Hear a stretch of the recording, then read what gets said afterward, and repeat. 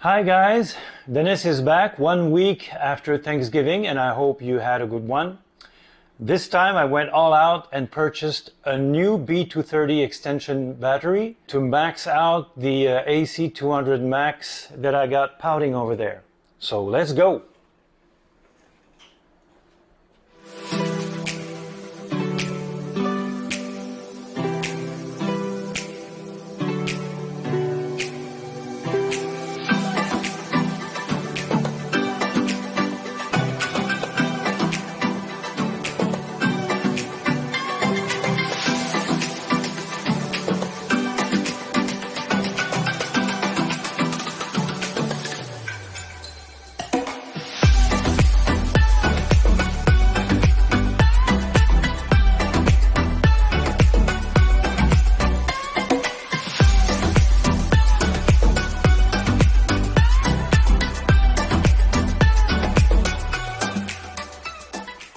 Here's a look at my current system consisting of a B230 and AC200Max. As you can see, they're stacked.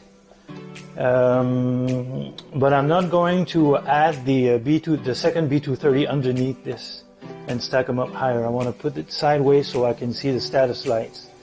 Before I do this, we're going to take a look at the system status in its current configuration. Okay, let's click on Data. And then BMS maintenance, and we can see the state of charge of our base system, and then the first extension battery. And the whole point here is to add another one, which we'll show here. I will now disconnect these units. We'll leave the menu, return to the base menu.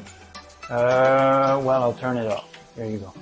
So by turning the AC200Max off, you end up turning off the extension module as well. First, you disconnect the P090D cable from the top. Take this off. There you go. So here's one battery sideways.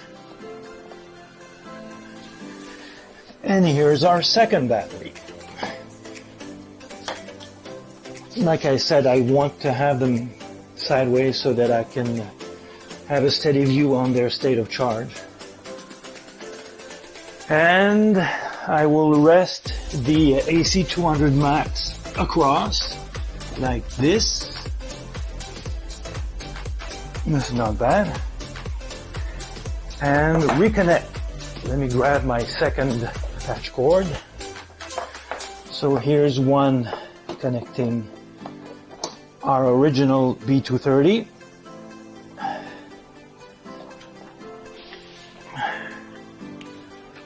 Going to one of the ports on the side of the AC200Max. Like that. And then we're taking the second cable. Open the latch, locking it in. Oh, yeah, locking it in, and then adding it to the second port. I must admit that these cables, they could either be longer or not as stiff. If there was anything I had to complain about it, it would be cable stiffness, but other than that, perfect. Lock it in. And now we have our system ready. Let's turn it on and review. Oh, well, okay, let's turn both B230s on. They almost make like nice Christmas decor, don't they? Okay, so we're revisiting the menu to assess the current state of charge by going into Data, BMS maintenance, and true enough, we have our system maxed out. Current value of the second battery is at 61%, so it's going to need some recharging. Obviously, while reviewing the state of charge for your individual devices, you are seeing 95% for your Bluetti AC200Max, and then 100% for my first B230, and 61%. So it's a detailed view. If I exit this menu and return to the main menu, then I see an overall value of 85%, which is a mean value for all three devices at once. Since this is nighttime and I'm on my first charge of the new unit, I'm going to use the AC charger that came with my AC200Max to supply it with 100% charge by either, I could actually plug it in on either the left one, the right one, or the top one, which will then distribute the power to all three devices and even up the charge. So that's what I'm going to do. I'm going to put it up here in the DC socket, in like that, and give it a few hours to reach 100%. Hi again, folks, and welcome to part 2 of this video focusing on maxing out the AC200Max sitting next to me. This time we're going to make it happy by focusing on new and improved ways to charge. In the previous video, I had introduced the solar hammock. The solar hammock proved to be successful enough, but I was able to improve on that principle by just putting a sheet of plywood on my clothesline, and I was able, with a sufficiently large sheet of plywood, to fully open and fully tilt the panel, the PV350, just as it was intended. So the solar hammock consisted in a PV350 laying on a clothesline. Now this yielded in early November about 210-15 watts max at noon. Now by putting a sheet of plywood under the panel, I was able to, like I said, lift it up, open the support arms, and the panel is laying at a 45-degree angle relative to the sun and is fully exposed. Below that, I have plucked my old solar panel, which is a rigid monocrystalline, against the glass ledge of my balcony, and we'll see what we can do with that. So to begin with, we're going to connect our PV350 to the new and improved AC200Max sitting on its cart. It's actually a little cart that I have never touched on, but it's a cart that was sold at Costco for $50, and it's perfect for that purpose. I'm going to begin by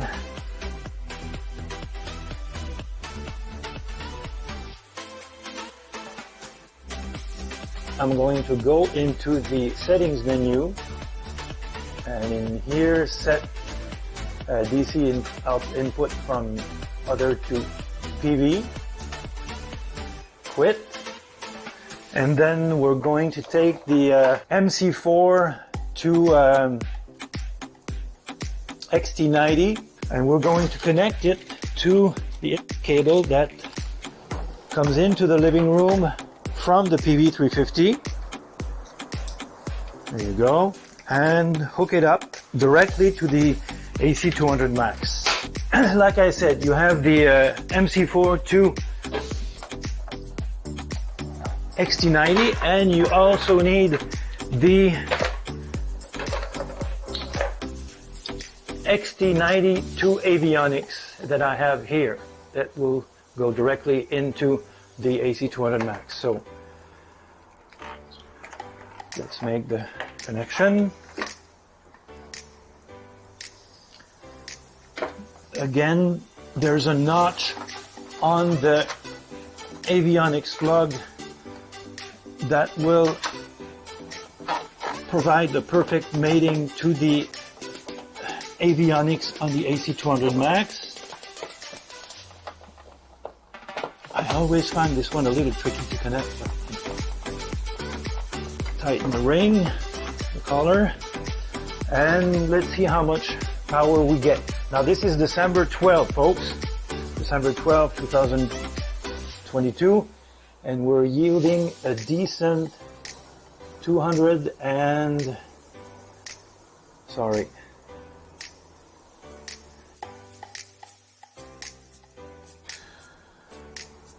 Your solar panel is rated at a top performance, whatever panel it is, its top performance is like at noon on a summer day, not in a mid-December day. So for me in Montreal, to be able to obtain 300 watts at almost 12:41 in the afternoon, it's pretty decent.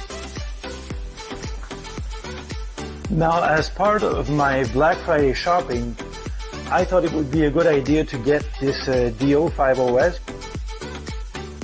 the so-called enhanced charge enhancer, which is, for all intents and purposes, a DC to DC converter combined with an MPPT controller for the purpose of making charging available to ports such as the D7909 female that is on the side of just about every Bluetti product, meant to accept the standard 500 watt AC wall charger.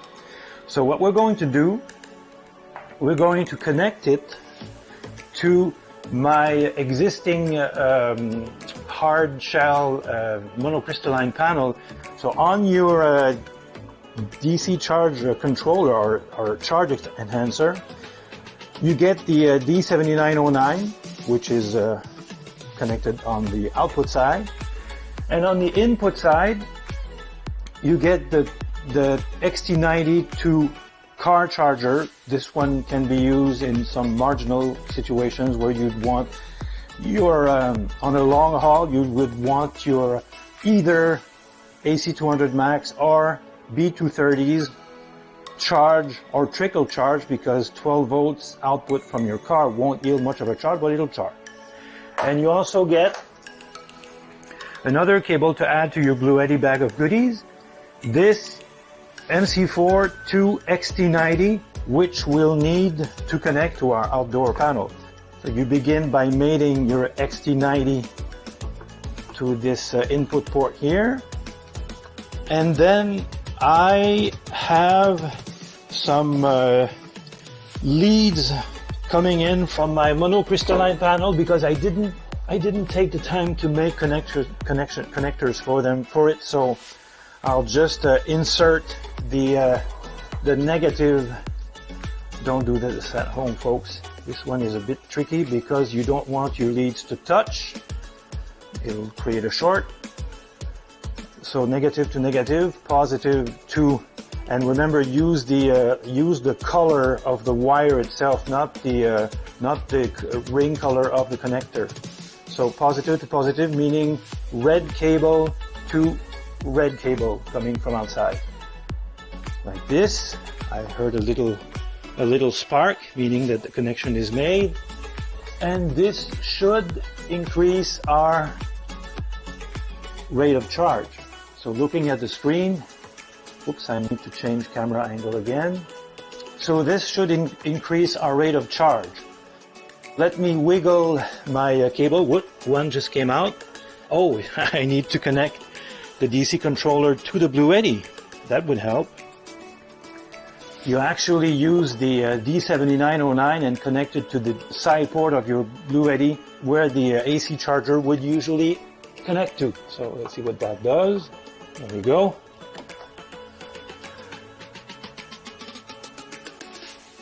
I just heard the relay kick in. So you've got 300 watts coming from the PV350 sitting upright, and 115 watts coming in from my monocrystalline hard shell panel sitting against a glass window. But this is not bad, and it goes to show how you get to read the displays. You add things up, like 300 plus a 115 is a solid 415 watts. On a good old winter day in Montreal, Quebec, I'm able to yield an input power from my apartment balcony in the excess of 400 watts, which loosely approximates the output of your original AC charger. One more thing that I'd like to demonstrate before concluding is that at the current state of input charge from the outside panels that is, and with the O5OS showing green because my input or my current AC200Max status is showing 100% state of charge, we can power so many items with the expectation that the AC200Max will not go down in its state of charge. So just like I did, or pretty much like I did in my first video, I will connect my whole entertainment system to the AC200Max, like that, like this, and fire up the equipment using the Apple TV remote, like that.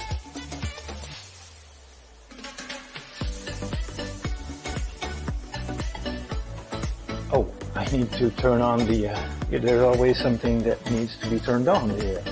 So you need to go into menu, turn on your AC input output to that. And now the,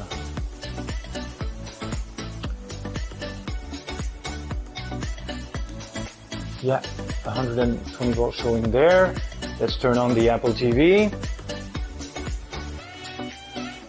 TV is on.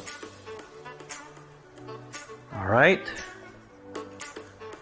So with all things being on, we can see, looking at our status screen on the AC200Max, an output of 330 watts, 335 watts.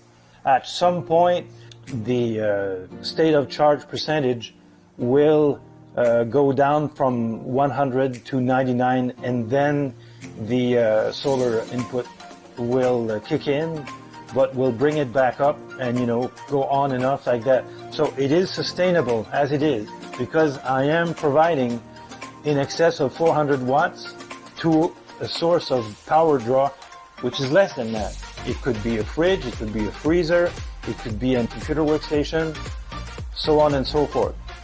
So basically, with that much power coming in from your solar source, you can power a whole lot.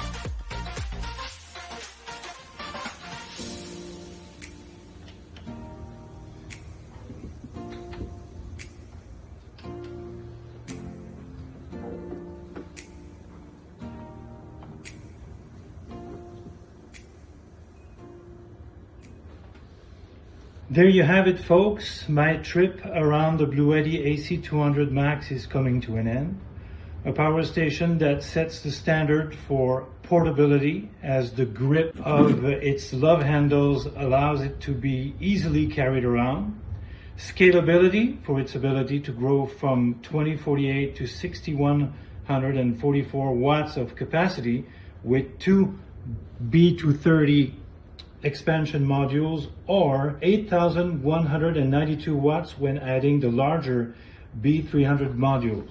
Durability, thanks to its lithium iron phosphate cells that support 3,500 charge cycles before dropping to 80% capacity.